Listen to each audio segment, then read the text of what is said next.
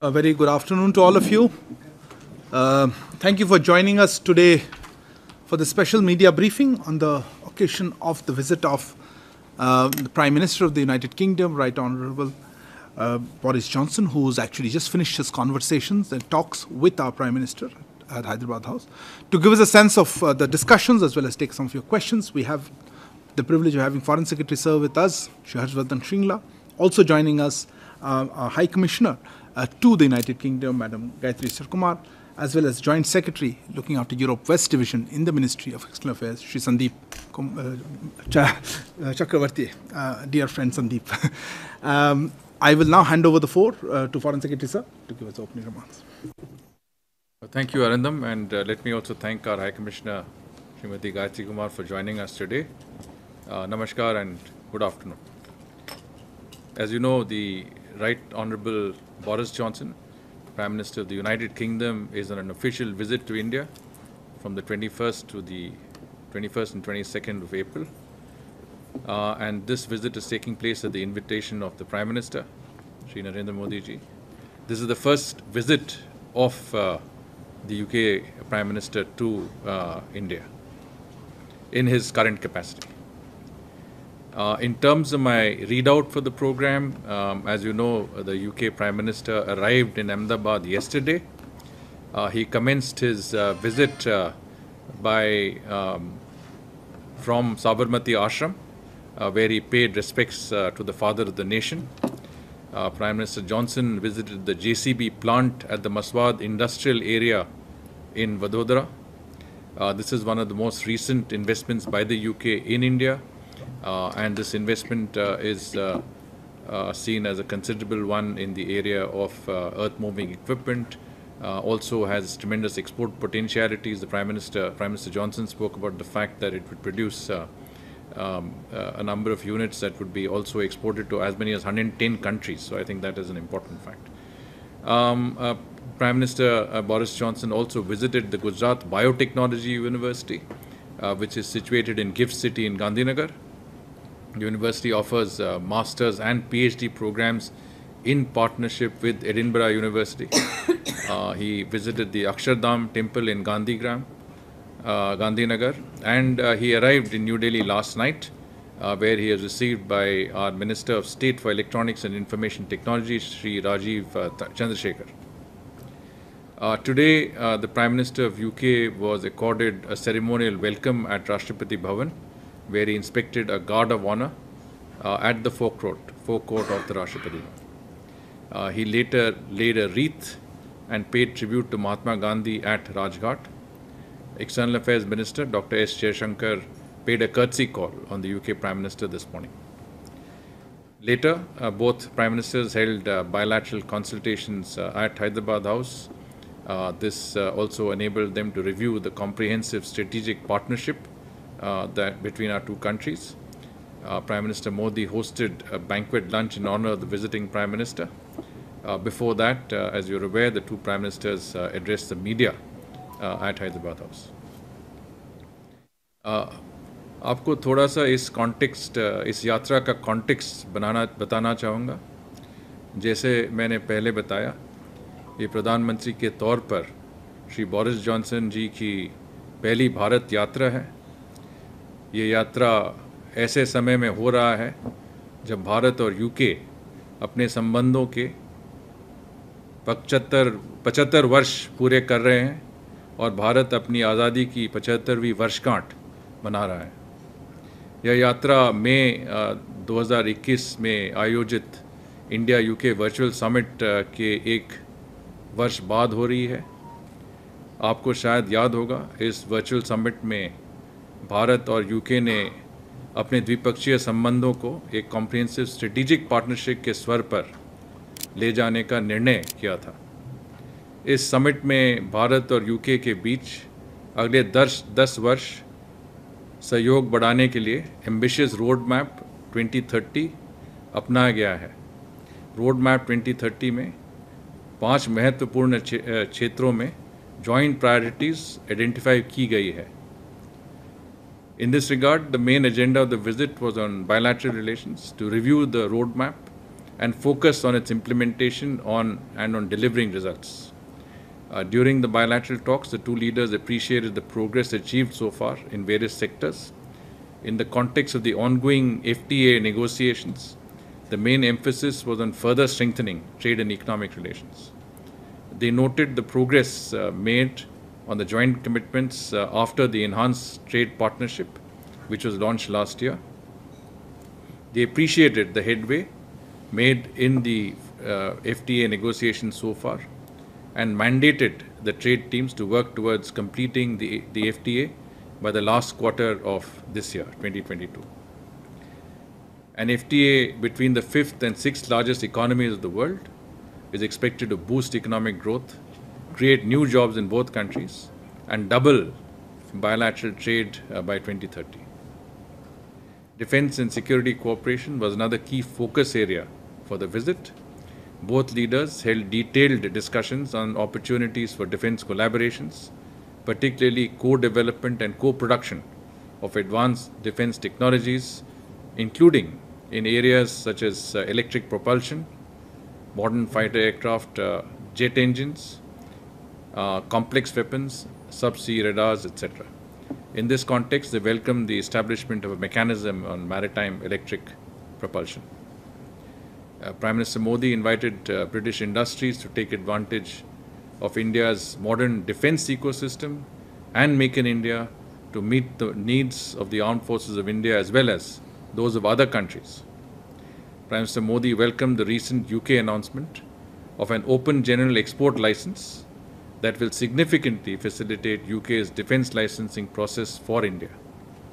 He also welcomed the open opportunity for Indian defense companies to participate in UK's new helicopter and naval shipbuilding program. Both sides also agreed on intensifying cooperation in countering threats in new domains like cybersecurity, space, artificial intelligence, as well as on strengthening cooperation on counter-terrorism and in addressing violent extremism and radicalism. On cybersecurity, they agreed to enhance the India-UK cybersecurity partnership with a focus on cyber governance, safeguarding critical national infrastructure, and building cyber deterrence. In the context of the current global energy price volatility, both Prime Ministers also emphasized cooperation on rapid deployment of renewables, including offshore wind energy, in which UK is a world leader, and in areas like green hydrogen. They also discussed ongoing health collaboration, building on the successful partnership of the Covishield vaccine. Science and technology partnership, higher education, migration, mobility were other areas that figured in the discussions. The talks provided an opportunity to exchange views on regional and global issues of mutual interest, including cooperation in the Indo-Pacific. India welcomed the UK joining the Indo-Pacific Oceans Initiative under the Maritime Security Pillar and agreed to cooperate closely in this region towards their shared commitment for maintaining an open, free and secure Indo-Pacific region. Prime Minister Modi congratulated Prime Minister Johnson for the successful organization of the United Nations Climate Change Summit, COP26, in Glasgow in 2021. They reiterated their commitment to climate action to achieve the goals of the Paris Agreement and the Glasgow Climate Pact. The two leaders also discussed the ongoing Ukraine-Russia conflict. Prime Minister expressed deep concern over the ongoing situation and mounting humanitarian crisis. Prime Minister reiterated his call for immediate cessation of violence and conveyed strong advocacy for peaceful resolution of the situation and direct dialogue between the two parties. The two Prime Ministers emphasized the importance of people-to-people contacts, in particular academic exchanges and the movement of students between the two countries. The Prime Minister invited UK universities to set up campuses in India and British students to study in India. In terms of outcomes, the two sides exchanged an MOU on implementation of the Global Innovation Partnership and a MOU on cooperation on India's Global Center for nuclear energy partnership. Global Innovation Partnership is a novel development cooperation initiative which India and the UK agreed to co-finance up to US $100 million to support the transfer and scale Indian innovations to third countries that help deliver SDGs and climate-related goals, and in the process make Indian innovations go global. The MOU signed today establishes a new Global Innovation Partnership Fund to implement the program. Other institution-to-institution MOUs were also concluded in the margins of the visit, including the MOU on the establishment of a short-term chair at Birmingham University, signed between the Indian Council for Cultural Relations, ICCR, and Birmingham City University, and between the National Institute of Wind Energy and Offshore Renewable Energy Catapult. Besides the joint statement, a separate statement on cyber cooperation was also issued, and these would be available in our website shortly. यह यात्रा एक महत्वपूर्ण समय पर हो रही है. Bharat UK द्विपक्षीय संबंधों ने एक नई गति और दिशा प्राप्त की है. यह यात्रा ने अवसर दिया है पिछली वर्चुअल के बाद हुई पहलों को और आगे बढ़ाने का और साथ ही साझा सुरक्षा का, समृद्धि और शेयर्ड सिक्योरिटी एंड प्रोस्पेरिटी के लिए काम करने का. आपको सभी को मैं धन्यवाद देता हूँ. We can take some questions. Thank you very much, sir, for your perspective. The same ground rules, please introduce yourself and your organization. Why don't we start with you?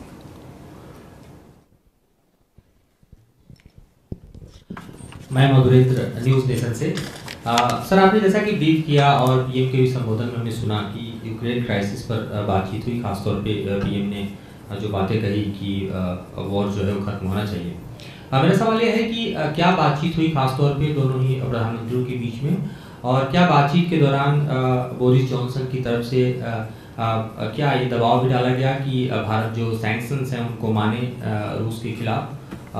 इसके अलावा और भी बातचीत के पहलू आप बता सकते हैं?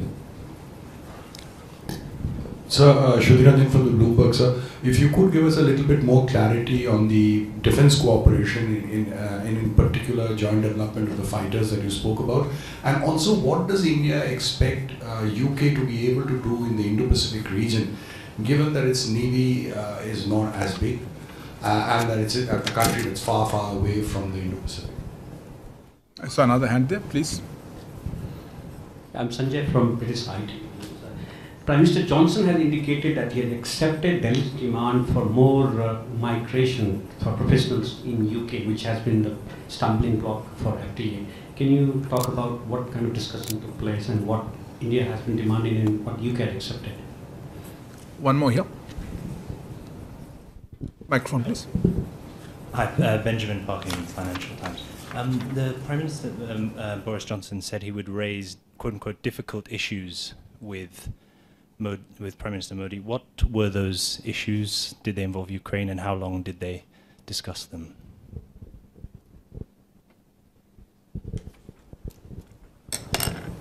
पहले तो मैं माधवेंद्र जी को बताना चाहता हूं कि यूक्रेन के मुद्दे पे बात हुई थी दोनों प्रधानमंत्रियों के बीच, पर इसमें कोई भी दबाव नहीं था. प्राइम मिनिस्टर बोरिस जॉनसन ने खुद ही बताया कि उनके क्या ख्याल थे यूक्रेन के मुद्दे पर, और उनके पर्सपेक्टिव से बताया गया था.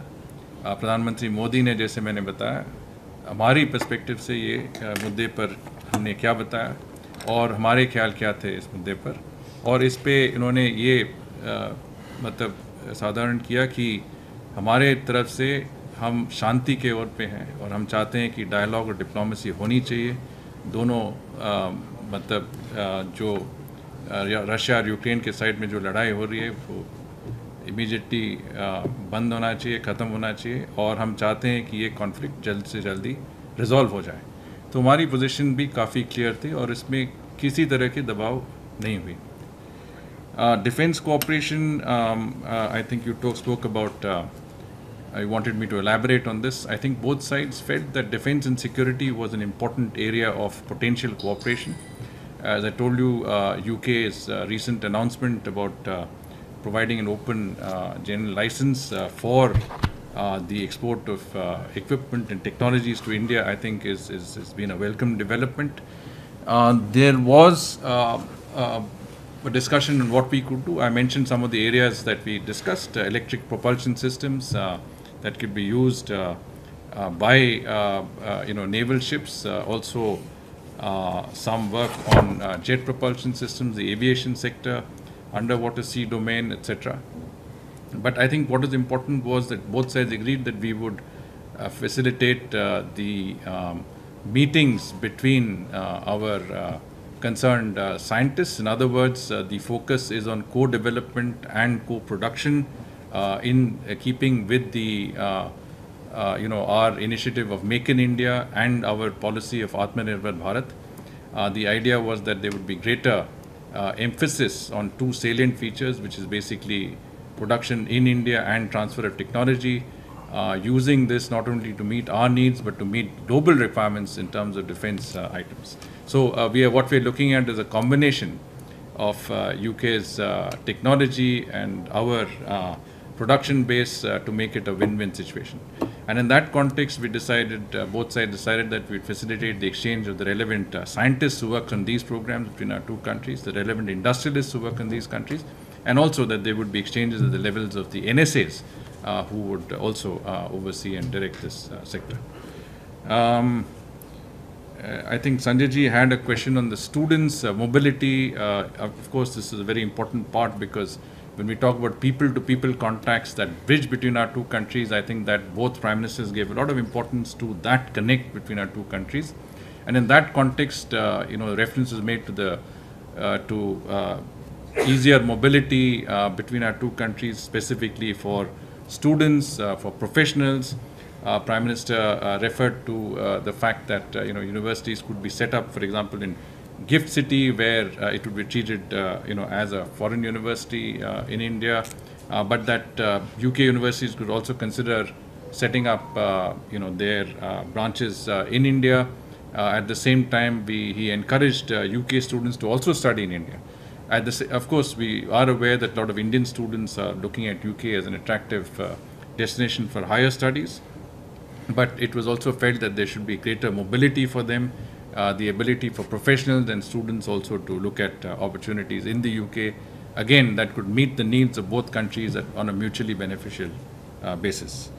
I think from the Financial Times, when you had a question on Ukraine, I just responded to this in Hindi a short while earlier. What I said was the issue was discussed. Prime Minister Johnson provided his perspective of how he saw the conflict. He had also visited Ukraine recently. Prime Minister Modi, as I mentioned earlier in my opening remarks, spoke about the fact that India has has strongly advocated a cessation of violence, a stop of the current, I would say, conflict, and a resolution of the conflict in a manner that is satisfactory.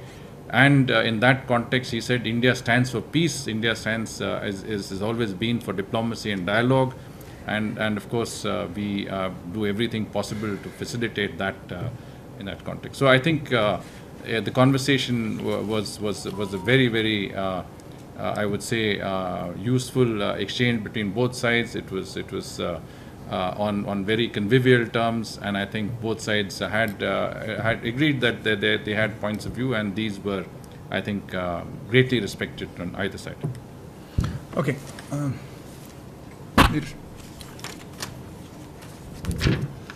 Sir, Neeraj हूँ news 18 India से। एक पहला सवाल ये है कि economic offenders जो हैं उन पर क्या चर्चा हुई दोनों प्रधानमंत्रियों के बीच में? भारत ने अपनी मांग को किस तरह से दोहराया, और ये खालिस्तानी आंदोलन जो बीच में ब्रिटेन में भारत विरोधी कुछ चीज़ें होते रहते हैं, उन पर भारत ने अपना पक्ष कैसे रखा? Any other? If otherwise we take the last question. अब फिर से दोहराएंगे खालिस्तानी जो उस पर कैसे हमने दोहराया अपना हमारे स्टैंड को कैसे दोहराया? Okay, sir. I think we'll close with this question. So on the issue of economic offenders, I think you are aware that we have been pursuing this matter for some time at different levels with the UK. Our objective has to bring back those economic fugitives who are wanted in India to face justice in the country. And the matter did come up in today's talks. It was conveyed that this was a high priority. हमारी तरफ से पूरी तरह UK side को बताया गया कि ये हमारे लिए एक महत्वपूर्ण मुद्दा है और जो इकोनॉमिक ऑफेंडर्स हैं जो अभी यूके में हैं उनका जल्दी से जल्दी वापस भारत आना ज़रूरी है हमारे जस्टिस सिस्टम के पर्सपेक्टिव पे। प्रधानमंत्री जॉनसन ने बताया कि ये मुद्दे उनके लिए भी महत्वपूर्ण है कि वो देखेंगे उनके ये मामलों पर ज़रूर रिव्यू करेंगे। Prime Minister Johnson indicated that he took note of the point raised by us, and he indicated that he was very sensitive to Indian concerns in this regard and that he would see what he could do. But I mean, this is also, I'm responding to also the issue of, you mentioned Khalistani anti-India activists who take advantage of freedoms that are offered by democracies such as ours. And in that context, I think this point was very raised quite clearly, and I think Prime Minister Johnson, as I said, took careful note of that. He said that he he was very sensitive to our concerns in this regard, and that he would have a close look at that. As far as he was concerned, there was zero tolerance for such people who create issues and that could impact on the relationship between both our countries.